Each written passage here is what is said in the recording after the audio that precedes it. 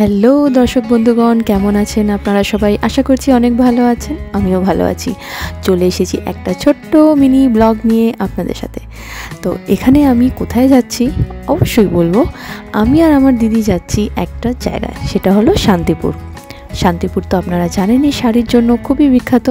তো এখানে আমরা দুজন আসছি শাড়ি কিনতে, যেহেতু পুজো তো চলেই এসেছে, শাড়ি তো কিনতেই হবে। কোনোদিনও আমি এখানে আসিনি, জাস্ট ফার্স্ট টাইম আমি এখানে এলাম।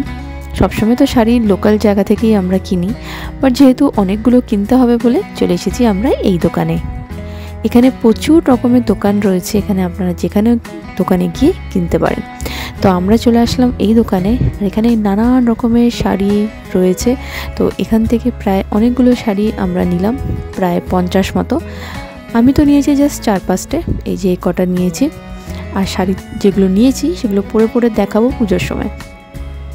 তো আপনারা যদি আসেন এখান থেকে শাড়ি নিতে পারেন। চলে যাচ্ছি তাহলে এবার সব এই বান্ডেলগুলো নিয়ে টোটোতে বসে। দেখা হচ্ছে আপনাদের সাথে আবার একটা অন্য কোনো ব্লগ নিয়ে। ভালো থাকবেন, সুস্থ থাকবেন, আমাদের ভালো রাখবেন। Tata, bye bye.